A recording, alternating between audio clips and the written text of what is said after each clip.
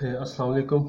आज का जो हमारा टॉपिक है वो kinetic interpretation of a temperature means के हमने जो रिलेशन साबित करना है कि टेम्परेचर का काइनेटिक एनर्जी के साथ क्या रिलेशन है गैसेस के चैप्टर में। तो हम जैसा कि जानते हैं कि आइडियल गैस इक्वेशन हम सब लोग जानते हैं, ये केमिस्ट्री के अंदर भी हमने पढ़ा है, P V is equal to N R T. इसमें P प्रेशर है, V वॉल्यूम है, N होता है number of moles. Number of moles का क्या मतलब है? जिस सिलेंडर के अंदर हम इस गैस को इनक्लोज किया हुआ है, इसमें नंबर ऑफ पार्टिकल्स हैं। कितने नंबर ऑफ पार्टिकल हैं? This is called a number of moles. तो ये मोल्स के बारे में हम तो ये डिस्कस करते हैं।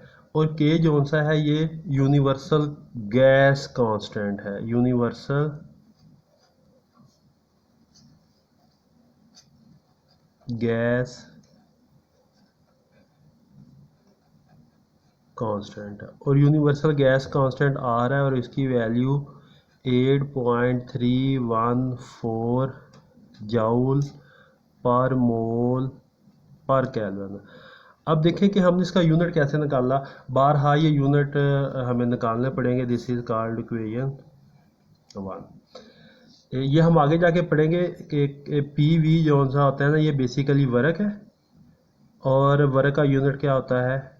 जाउल। चले ये इस तरह कर लेते हैं। यहाँ पे P V is equal to N R T. हमने किसका यूनिट निकालना है? आर का।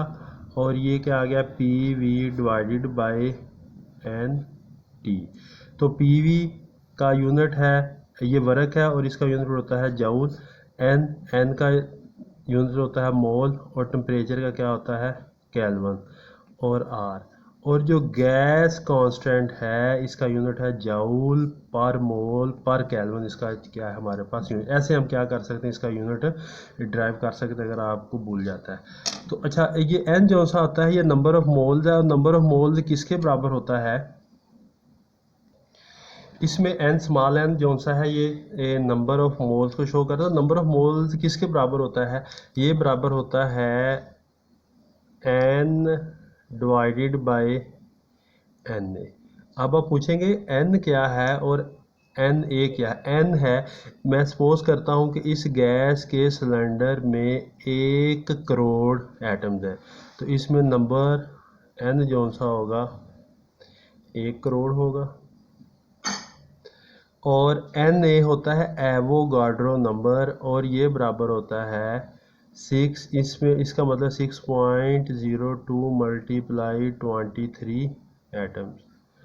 मीन्स के आप किसी भी गैस के सिलेंडर में जो टोटल नंबर ऑफ मॉलिक्यूल्स होते हैं या टोटल नंबर ऑफ एटम्स होते हैं उनको इस नंबर पर मीन्स के एवोगाड्रो नंबर पर डिवाइड कर देंगे तो जो चीज़ आपको आती है आप उसको नाम देते हैं मोल या उसको नाम देते हैं एन नंबर ऑफ मोल। तो नंबर ऑफ मोल का बेसिकली याद रखना है कि ये फार्मूला है।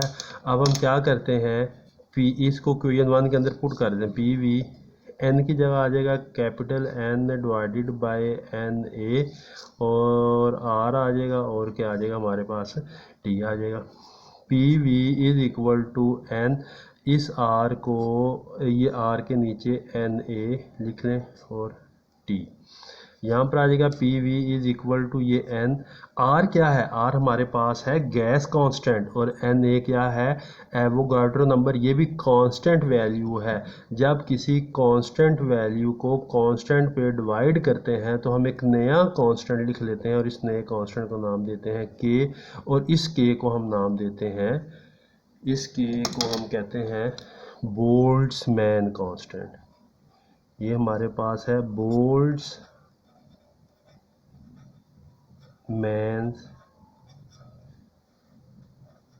कांस्टेंट। के इस बोल्ट्जमैन कांस्टेंट है और इसकी वैल्यू जो सी है कैसे हमने निकालनी है?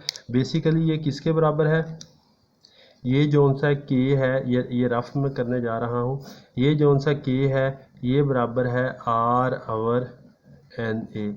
आर की वैल्यू हमें पता है 8.314 और Na का पता 6.02 मल्टीप्लाई 10⁻23। जब आप इसको डिवाइड करेंगे सारा कुछ करने के बाद इसका जवाब 1.38 मल्टीप्लाई 10⁻23 अच्छा इसमें ये देखें इसका यूनिट क्या है, जाउल पर मोल पर केल्विन आता है। और ये क्या है,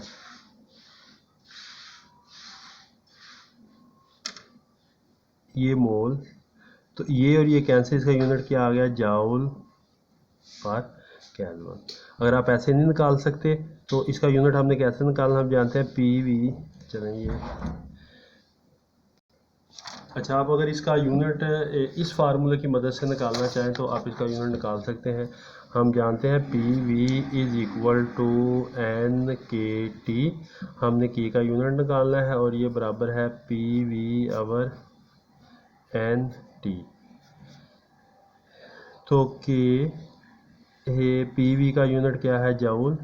एन तो एटम्स की तादाद है, कैपिटल एन होता है नंबर ऑफ मोल्स होता है, ये तो एन नंबर ऑफ, इसके लिए कुछ भी नहीं। और यहाँ पे टेम्परेचर के लिए क्या आ जाएगा, केल्विन। तो के का यूनिट क्या है, जाउल पर केल्विन। ये देखिए हमने इसके साथ लिख दिया है जाउल पर केल्विन। तो जब हमने इसकी वैल्यू निकाली तो ये वैल्यू अब हमें डायरेक्ट ज़ुबानी याद रखनी होगी कि के की वैल्यू हमारे पास ये है, इसको निकाल कर लिखने की ज़रूरत नहीं है, इसको हमने ज़ुबानी याद रखना है। ये 10⁻23 जूल पर केल्विन है।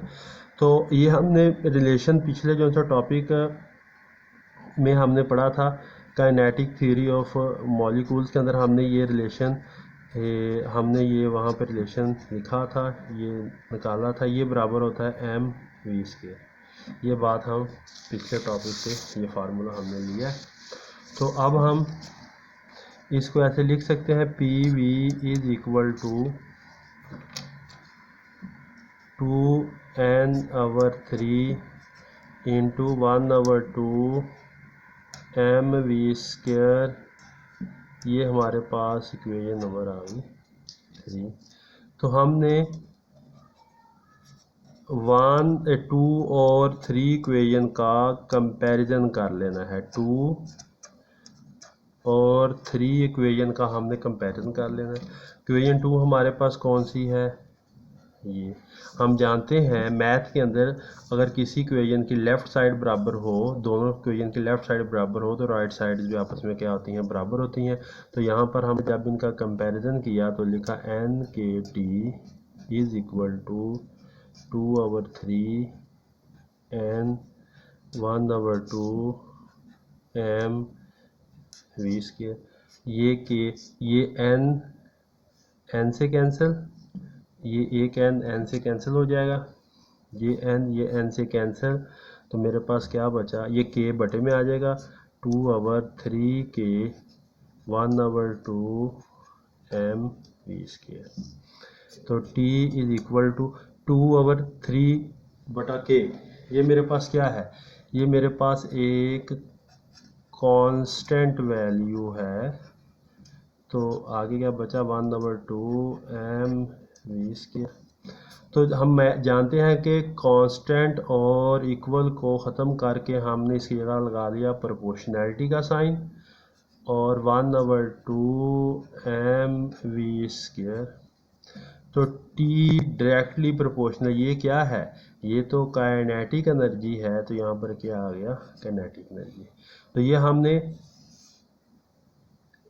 काइनेटिक एनर्जी का टेम्परेचर के साथ रिलेशन बता दिया। अब इसका मतलब क्या है, इसकी ये चीज़ को हमने किस सेंस में देखना है। अब इसका मतलब यह है कि जब पिस्टन के अंदर गैस के मॉलिक्यूल जो से होते हैं उनकी कोई ना कोई वेलोसिटी होती है, वो किसी न किसी वेलोसिटी के साथ मूव कर रहे हैं। अगर हम किसी भी तरह से हम इन गैस के मॉलिक्यूल्स की वेलोसिटी को ज़्यादा कर देते हैं तो ज़्यादा करने का मतलब ये है कि इनकी वेलोसिटी ज़्यादा हो जाएगी। अगर वेलोसिटी ज़्यादा होगी, ये टर्म बता रहा है, उसका टेम्परेचर भी क्या होगा, ज़्यादा होगा।